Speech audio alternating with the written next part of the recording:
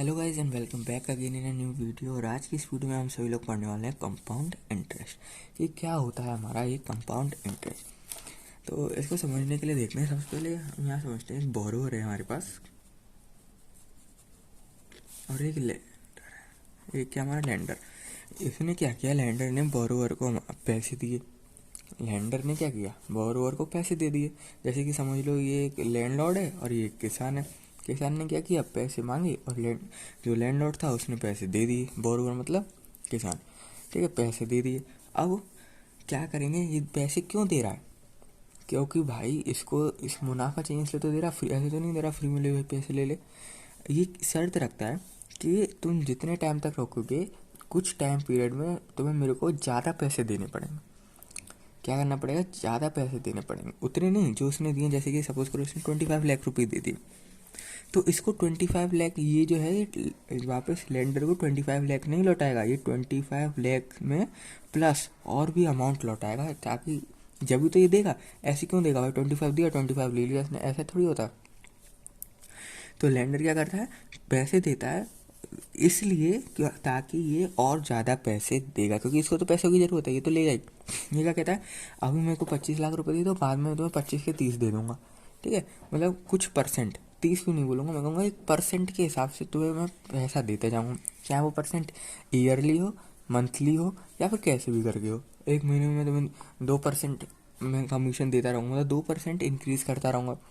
तो इसको हम क्या कहते हैं, कंपाउंड इंटरेस्ट। मतलब कितने टाइम के बाद, जैसे कि इसने तो तुरंत दे दिया पर ये तुरंत तो नहीं लौटाएगा ना, इसको तो टाइम चाहिए, बोरोवर को तो टाइम चाहिए, कम से कम 2 साल 3 साल 4 साल, जितने भी ईयर का टाइम चाहिए।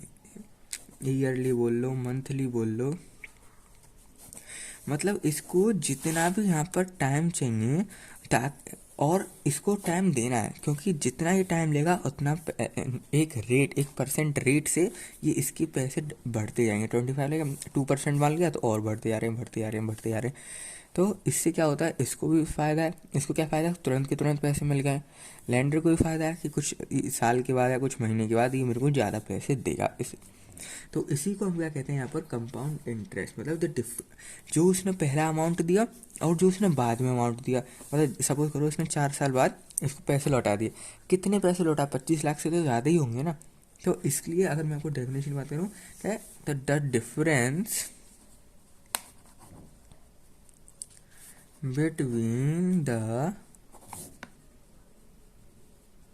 Amount and the borrow amount, जो अमाउंट जो बोरोड किया उसने, and the money borrowed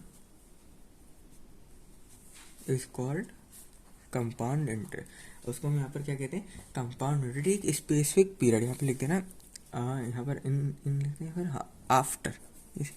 after a specified period. मतलब एक पीरियड के बाद जो भी इसने पैसे लिए उनका डिफरेंस करेंगे। जो अमाउंट उसने उस समय लिया था 25 लाख, और जो उसने अमाउंट लौटाया, जैसे कि सपोज करो यहाँ पर इसने 25 लाख तो ले लिया, 25 लाख इसने लेंडर बोरो, इसने ले लिया 25 लाख और इसने लौटा दिया है 50 लाख। तो 10 साल में इसने 50 लाख, 10 ईयर्स में 50 लाख इसको यहाँ पर लौटाया। तो जो डिफरेंस करेंगे इन दोनों के मनी का, यानी कि 50 लाख माइनस 25 लाख, कितना हुआ, 25 लाख। तो ये हमारा कंपाउंड इंटरेस्ट हुआ, यानी ये हमारा इतने का कंपाउंड हो गया। इतने में क्या हो गया, कंपाउंड हो गया। डिफरेंस कर देंगे जो उसने मनी ली थी और जो उसने चुकाई है, ठीक है। समझ में आ गया होगा आप कंपाउंड इंटरेस्ट होता क्या है। तो एक रेट पे डिपेंड करता है। जैसे ही 10 साल मैंने यहाँ पर मान लिया, इसको कहेंगे एक रेट आर। अब मैं इसको फॉर्मली वाइज आपको समझाऊंगा तो और ज़्यादा क्लियर आपको यहाँ पर हो जाएगा। देखो, जैसे कि इसमें कई सारी चीज़ें वर्क करते हैं। सबसे पहले प्रिंसिपल को हम पी से डिनोट करते हैं, ठीक है। प्रिंसिपल के बाद आता है हमारा रेट, यानी रेट मतलब कितना परसेंट, 13%, 18%, 20%, कितना परसेंट इंक्रीज होगा इसका आर। और ये जनरली हम किस में लेते हैं, पर एनम में। पर एनम मतलब 1 साल का। इसके बाद आता है हमारा टाइम पीरियड कितने साल लेने हैं उसे, एन ईयर्स। एन मतलब यहाँ पर कुछ भी हो सकता है, एन कितने भी साल, एन यहाँ पर कुछ भी हो सकता है, यानी कितने भी साल, ठीक। इतनी साल होगी। अब बात करते हैं कुछ फॉर्मूले की जो कि हमें यहाँ पर यूज़ होने वाले हैं। ये तो हमने बात करी कंपाउंड इंटरेस्ट होता क्या, मतलब कितने कंपाउंड बढ़ेगा उसका। 25 लाख का फ़ायदा हुआ था, कितना कंपाउंड हुआ, 25 लाख कंपाउंड हो गया उसका। तो कंपाउंड इंटरेस्ट कैसे निकालते हैं हम यहाँ पर, तो अगर आपका इंटरेस्ट कंपाउंड हो रहा है, वो भी एनुअली कंपाउंड हो रहा है, एनुअली यानी हर साल के हिसाब से आपका जो इंटरेस्ट है वो कंपाउंड हो रहा है, बढ़ते जा रहा है, तो उसके लिए क्या होता है, यहाँ पर मैं लिख देता हूँ, इंटरेस्ट इज कंपाउंडेड एनुअली, मतलब एनुअली इंटरेस्ट कंपाउंड हो रहा है, तो इसका क्या होता है, अमाउंट, जो अमाउंट आएगा, प्रिंसिपल, प्रिंसिपल मतलब कितना आपने पैसे उस समय लिया था, 1 + R, जो किस रेट पे लिया था, 2% के लिया था, 2% इंक्रीज पे, 3 इंक्रीज पे, कितने रेट पे लिया था, अपॉन 100, और ऊपर पावर n, यानी कितने साल के लिए। इस फॉर्मूले से आप क्या कर सकते हो, एनुअली का यानी साल का अमाउंट आप निकाल सकते हो, कितना कंपाउंड हो रहा है हमारा साल में, साल में, ईयर में, ठीक है। 1 ईयर में आपका कितना कंपाउंड हो रहा है, 2 ईयर में कितना कंपाउंड हो रहा है, ईयरली, मंथली नहीं, ईयरली। एन की जगह यहाँ पर कुछ भी, कितने भी साल रखो, 1 2 3 4 5 6 7 8 9 10, कितने भी साल रख सकते हो आप यहाँ पर ईयर ही रखने, मंथ नहीं रखने यहाँ पर, 2 महीने नहीं, केवल ईयर, ठीक है। अब बात करते हैं, अगर आपका हाफ ईयरली हो रहा है, मतलब जो भी आपका इंटरेस्ट है वो कंपाउंड हो रहा है हाफ ईयरली, मतलब सेकेंड यहाँ पे लिखते हैं, इंटरेस्ट इज कंपाउंडेड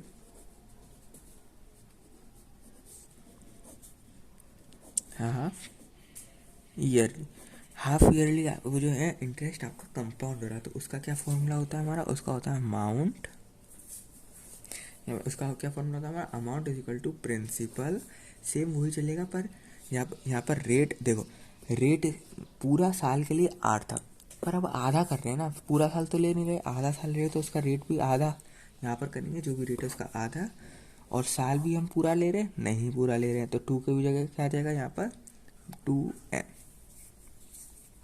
एन मतलब हाफ ईयर जो है आपका यहाँ पर, रेट अपॉन 2।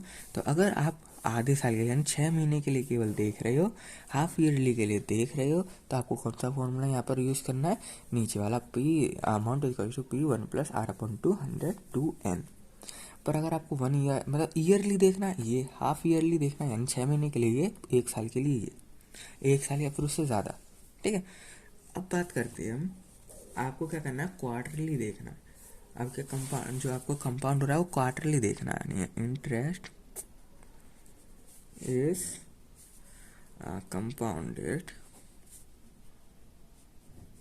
क्वार्टरली। अगर क्वार्टरली कंपाउंड हो रहा है तो वो क्या होगा, अमाउंट किस तरीके से निकालेंगे क्वार्टरली के लिए, वो चीज़ यहाँ पर यूज़ करेंगे, 1 + अब देखो हाफ ईयर था यानी 6 महीने था, यानी आधा था, तो हमने क्या किया, R/2, इसमें क्या है क्वार्टरली बोल रहा, तो इसमें क्वार्टर मतलब 4 होता है, तो ये क्या हो जाएगा, R/4, क्वार्टरली मतलब 4 महीने की, क्वार्टरली के R/4 अपॉन 100। अब बताओ, अब ऊपर क्या आएगा अपने दिमाग से, 4n, करेक्ट, ठीक है। क्वार्टरली के लिए क्या है हमारे पास यहाँ पर formula, R/4 100 4n, P into 1 + R/4 100 4n। Yearly के लिए, ईयर में आपको देखना है 2 साल, 4 साल, 10 साल, 20 साल, 30 साल, कितने ईयर का है, इससे, हाफ 6 महीने के लिए इससे, 4 महीने के लिए इससे, बस करना कुछ नहीं है, जितना भी साल है R/, कर दो उतना, और इतने का ईयर में मल्टीप्लाई कर दो, सिंपली आपका कंपाउंड इंटरेस्ट आ जाएगा, ठीक। इतना आपको समझ में आ गया।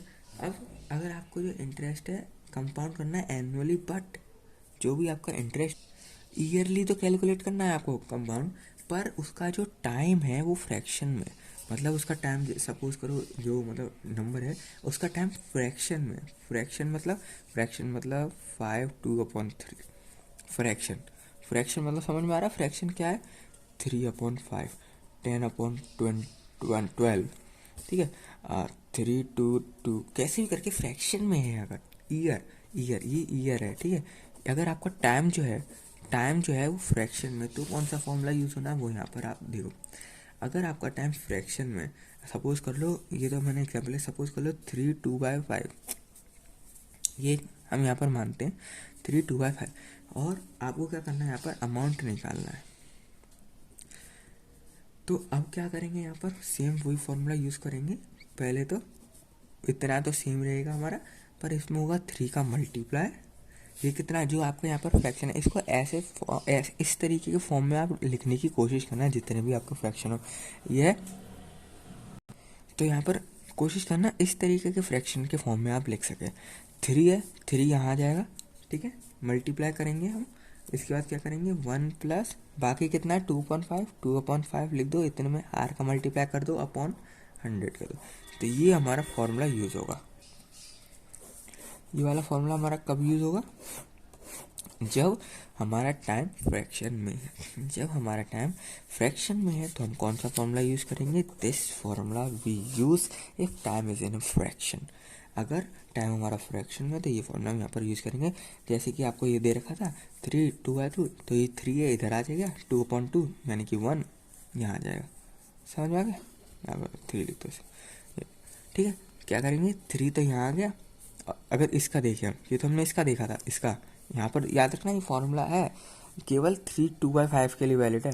यहाँ पर कौन सी वैल्यू रखनी है, दिस वन, जो आपके जो भी फ्रैक्शन आपका निकले ये वाली। जैसे कि इसमें 3 है, इसमें 5 है, तो 5 जो है हमारा इधर आएगा। इसी तरीके से जो बाकी का बचा फ्रैक्शन है, वो फ्रैक्शन कहाँ आएगा, इस वाले आर में आएगा। ठीक है, सिंपल है, कुछ प्रॉब्लम नहीं है इस वाले में। ईयर अगर टाइम जो है आपका ईयर में दे रखा, ठीक है। अब बढ़ते हैं थोड़ा सा, यहाँ पर थोड़ा सा आगे। अब क्या देखते हैं, ये तो हमने देखा था जो टाइम फ्रैक्शन में था, पर अब हम देख रहे हैं अगर रेट डिफरेंट हो रहा है, हर साल बदल रहा है। यानी कि फर्स्ट ईयर में जो रेट था हमारा, फर्स्ट ईयर में वो मान लो हमारा R1 रेट था। सेकेंड ईयर देखा तो वो R2 रेट, यानी R2 मतलब चेंज हो गया, चेंज हो रहा है रेट यहाँ पर। थर्ड ईयर में देखा तो हमारा R3 रेट था। मतलब हर साल रेट बदल रहा है, कांस्टेंट नहीं है, चेंज हो रहा है। हमारा जो यहाँ पर रेट है वो क्या हो रहा है, चेंज हो रहा है ईयरली। हमारा जो रेट है ना हर साल चेंज हो रहा है। तो इसके लिए हमारे पास क्या फॉर्मूला होगा कंपाउंड इंटरेस्ट फाइंड करने के लिए, तो वही सिंपली अमाउंट तो हमें कैलकुलेट करना ही है। फॉर्मूला क्या होगा हमारे पास, प्रिंसिपल 1 प्लस कितने साल के लिए, हम 3 साल के लिए देख रहे हैं यहाँ पर, ऊपर 1 2 3 3 ईयर लिया, याद रखो। R1/100,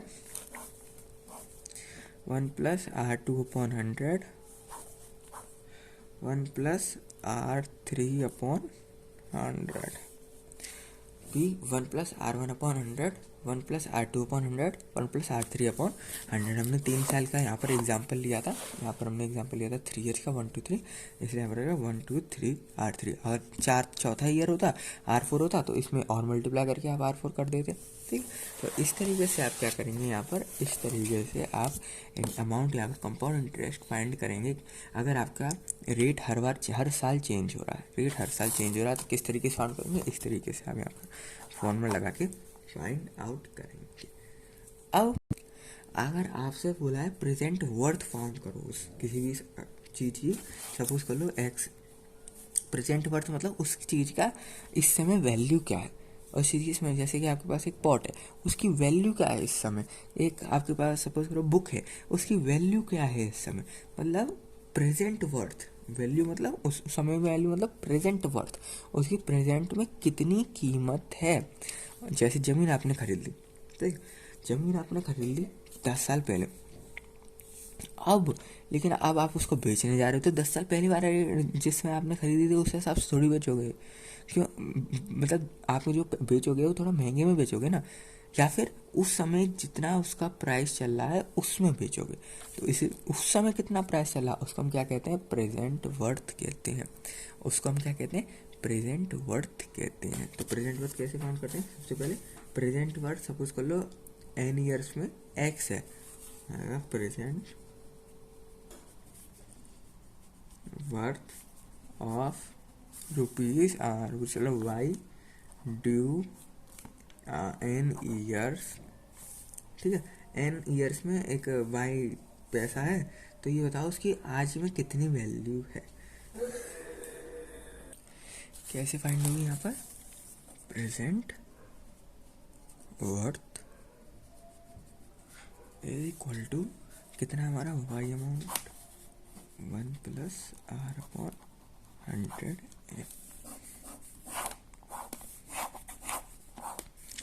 किस तरीके से फाउंड होगी, प्रेजेंट वर्थ उसकी जितना भी आपका अमाउंट था 1 + R/100 कर दो और कितने साल के लिए था उसमें इनका यहाँ पर पावर लगा दो।